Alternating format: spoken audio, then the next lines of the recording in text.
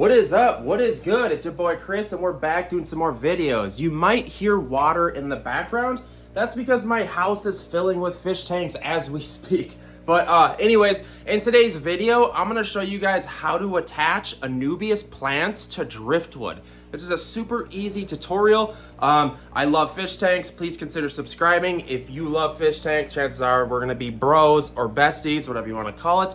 I guess let's just get into it. Let's first start off by cleaning the root system of our Anubias plants, just so that we can make sure the glue we're using can actually stick to those roots. In my personal opinion, the best way to attach Anubias plants to driftwood is to use this kind of super glue. It's the Gorilla Glue brand and it's the gel kind. I find that this is a huge deal. I highly advise you use the same stuff just because the gel is amazing and it works great. So then what you do is you use a Q-tip and you dab it inside of the super glue gel, and then you place the glue where you want to put the plant. And when you're putting the super glue on the piece of driftwood, you don't need too much, but you need enough. And this is where that gel super glue kind of saves your life. If you've tried using other regular types of super glue to glue Anubias to driftwood, it just doesn't work the same, man. I remember back in the day, I would be using regular super glue, and this stuff is a blessing because it's almost like a gel. You see how it has like some volume to it?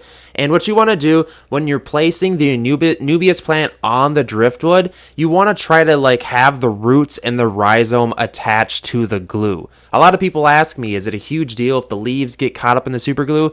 Yes, you really don't want the leaves to be glued because that's what the plant is using to photosynthesize. So just try to keep it to the root system and the rhizome. Hopefully that makes sense. And what you can kind of do is you can jam the roots in some of the crevices to kind of like help them go or to start growing, because what we're doing here is the plant itself, the roots grow into the driftwood spores eventually, and all we're doing is kind of attaching it so that it can kind of like get used to like being against it, and those roots with time, they grow into the spores. And yes, you can attach Anubias plants to rocks as well, but I always tell people, they've done tests and proven that the Anubias plant and rhizome plants prefer to grow on driftwood. So this is the best substance to glue Anubias plants to, because if you were to just glue it to a rock, that might look cool, but these roots are trying to like attach into something, and that's when the growth really goes crazy, when they can just like get into the spores of the wood. That's what they naturally want to do. So driftwood is the best thing to attach Anubias plants to. You may notice in this video that my girlfriend is not wearing latex gloves. I will honestly tell you, she got glue all over her hands and it was a nightmare. So let that be told.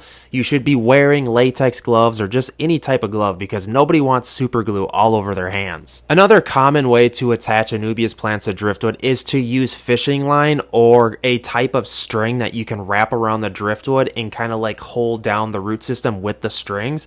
But I gotta say, if you've ever looked at an aquarium with string wrapped around the driftwood, it just doesn't look right. Like, why wouldn't you use super glue? It's easy. Another trick to get your Anubias plant to stick to your driftwood is to kind of jam the roots inside like the crevices or the cracks, and eventually they will grow farther in there and it will be attached.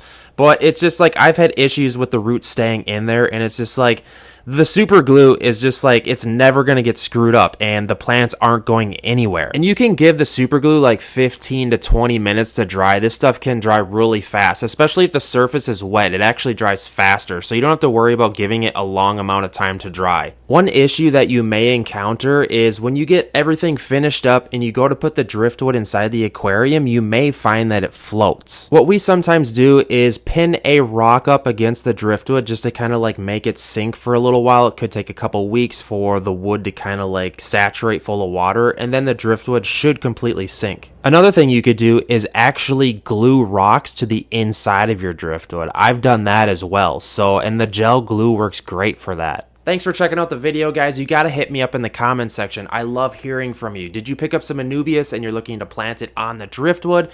Are you scouting driftwood to try to do this with? Are you thinking about attaching it to rocks? I want to hear from you guys in the comments. And please like the video. That's the reason I do these videos, because I want more fish keeper friends that are into this kind of thing. So if you think we could maybe be friends, subscribe to the channel and hit me up in the comments. So without further ado, I will see you in the next one.